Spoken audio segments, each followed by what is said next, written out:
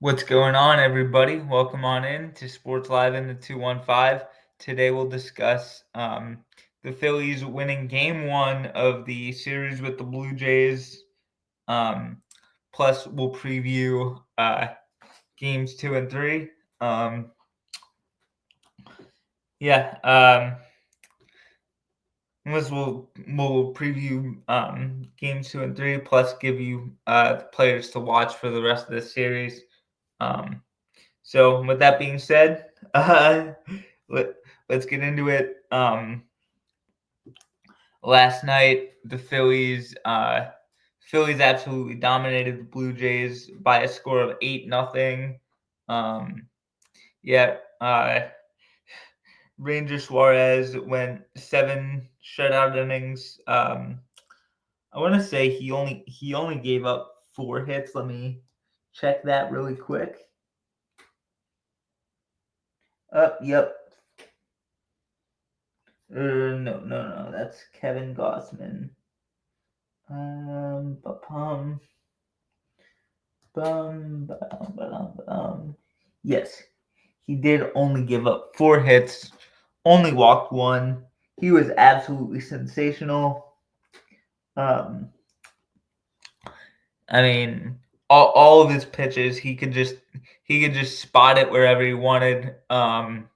His command was just on point. He's been on point for all of his starts except for his first one. If your worst start is your first start, um, you're doing something right. Yeah. So Rangers just been absolutely nasty. 7 scoreless innings. His ERA after his first start was something like 17, and now it's 2.32. So he's absolutely rebounded from admittedly that one bad start, but it was a pretty unranger-like performance, but it was essentially the end of spring training for him, so it's hard to put too much stock in it, but he just wasn't very good in that outing. But since then, he's been the Ranger that Phillies fans have known and loved for um, the past going on 7 years at this point. I mean, this guy is just a cool customer out there on that mound, and he's just a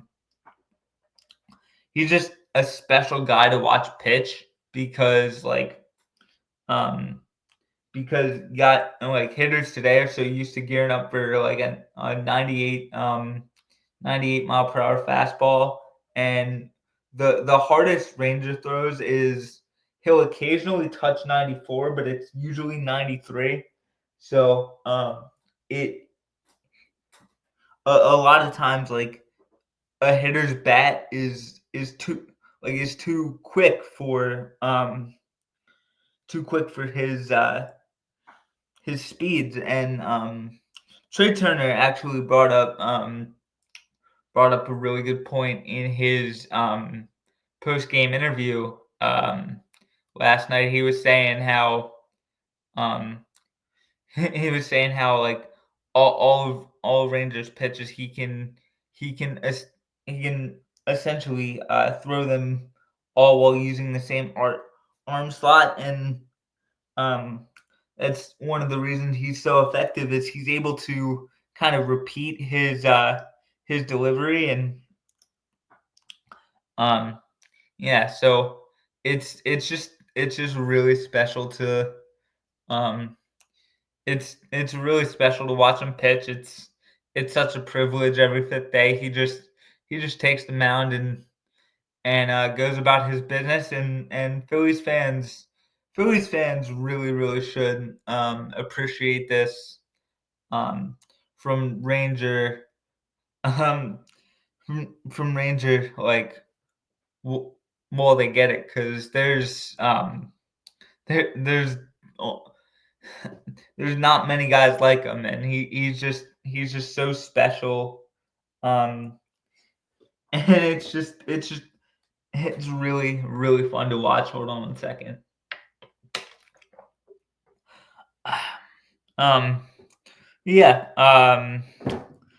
And then to get to this Phillies offense, let's get to that. The Phillies sco- um, had another 10-hit performance offensively. Jumped on Kevin Gossman in the second inning, and then um,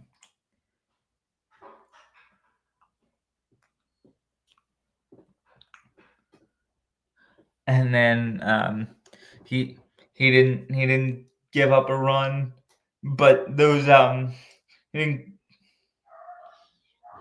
he didn't give up a run the other two innings 1, 3, and 4. I mean, they had some traffic, but Gossman was able to get out of it, and then um, the Blue Jays went to the bullpen, and needless to say, it did not work out very well for them.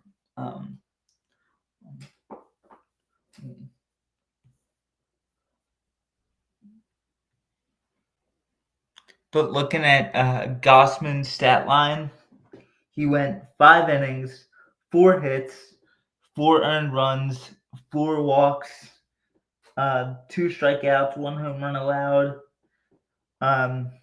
After that, Fluharity went 1 inning, allowed 3 hits, 1 run.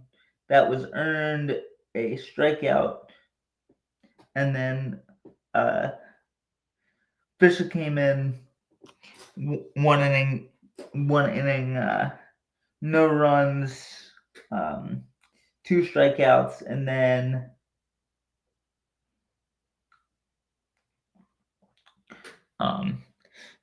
so you're thinking this game's 5-0. Like if the Phillies give up a big inning here, the Blue Jays can come back in this game. But then the bottom of the eighth, Eric Swanson comes in 1 inning, gives up 3 hits, 3 runs, 1 walk. Yeah, he was absolutely awful. I mean, this offense just teed off on him. It wasn't. It obviously wasn't very very good for uh, Swanson for sure. But on the contrary, the Phillies bullpen after Suarez was really really good. Both Joe Ross and Taiwan Walker tossed um, tossed 2 more shutout innings, giving up only 1 hit and striking out 1 more guy. They both, or Walker actually walked. Whoops, my hand actually hit the pause button by accident. Um, Walker walked 2 guys, but they did not come around to score. And yeah, the Phillies had a pretty dominant 8-0 win. Yeah, I mean, it's good win, good way to start the series. And hopefully today at 4:05 we can continue to continue to keep this little winning streak rolling. And um, let's see who the pitching matchups are. Your probable pitchers for games 2 and 3 of this series are Bowden Francis for the Blue Jays, who is 2-8 with a 6.12 ERA and 50 strikeouts.